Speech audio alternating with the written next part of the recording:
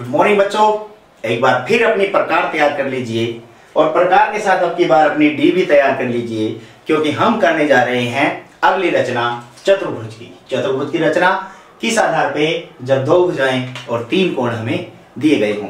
कोणों के आधार पर यदि हम रचना करनी हो तो हमें डी की जरूरत पड़ेगी, क्योंकि सारे के सारे कोण प्रकार से नहीं बनाए जा सकते। तो जिस प्रकार की दो भुजाएं और तीन कोण हमें दे रखे हैं, तो हमने सीधा उसकी एक रफ आकृति बना ली है। रफ आकृति बना ली है, ये आपको दिखाई दे रही है। रफ आकृति में पी क्यू 6 सेंटीमीटर है, क्यू आर 7 सेंटीमीटर, और जो कोण दे रखे हैं वो कोण हमने लिख लिए। इसमें कई बार वो क्या करता है कि मान लो ये कोण नहीं देता, उसकी जगह ये दे देता है, तो घबराने की जरूरत नहीं है आपको पहले तो, क्योंकि चतुर्भुज के 3 कोण दिए हैं, चौथा कोण निकालना बिल्कुल आसान है। चतुर्भुज के चारों कोणों का जोड़ कितना है? 360 डिग्री। तीनों का जोड़ करके 360 में से घटा दीजिए, चौथा कोण भी हमारे पास आसानी से आ जाएगा। अब शुरुआत करते हैं हम रचना। रचना में सबसे पहले पी क्यू 6 सेंटीमीटर है, तो यहाँ पे प्रकार स्केल रखें और 0 से 6 सेंटीमीटर तक का एक रेखाखंड बना लें, जिसका नाम है पी और क्यू। अब जो रेखाखंड हमें दे रखा है दूसरा क्यू आर है, क्यू आर है, तो पहले ये कोण बनाए, क्यू कोण बनाए। क्यू कोण कितने डिग्री का है? 90 डिग्री का है। और 90 डिग्री का कोण हमें बनाना आता है ना, यहाँ पे रखें और बिल्कुल 90 डिग्री की सीध में यहाँ पे निशान लगा लें। निशान लगाने के बाद स्केल से हम क्या करेंगे, क्यू के साथ इसको मिला देंगे, तो हमारे पास ये क्या आ गया? 90 डिग्री का कोण आ गया क्यू। अब क्यू आर कितना था? 7 सेंटीमीटर, तो इसके लिए हम प्रकार का प्रयोग करेंगे। प्रकार को कितना खोलेंगे? 7।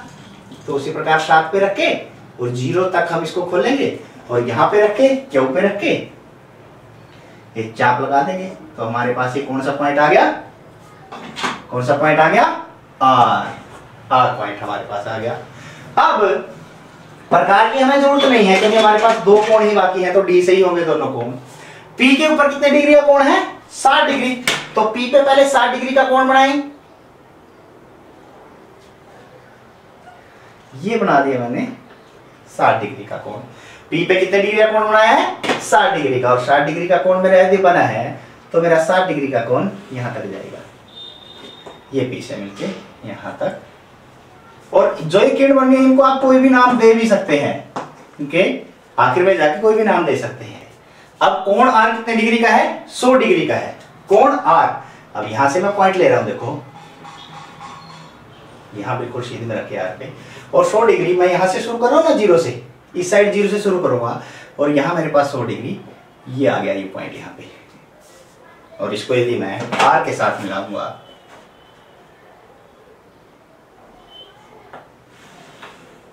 ये आर के साथ मैंने मिला दिया, और इसके एंड को कोई भी नाम दे देना, ज्यादा लंबी ना ले, थोड़ी छोटी ले ले, तो इसको नाम दे दिया मैंने कोई भी सी।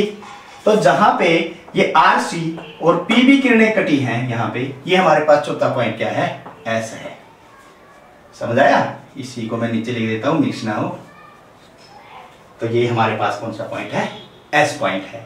तो पी क्यू आर एस अब इस चतुर्भुज जो हमें बनानी थी। अब इसके अंदर वो कई बार दे देता है कि ए बी सी डी एक चतुर्भुज बनाओ जो समांतर चतुर्भुज हो। उसने अब दे दिया क्या?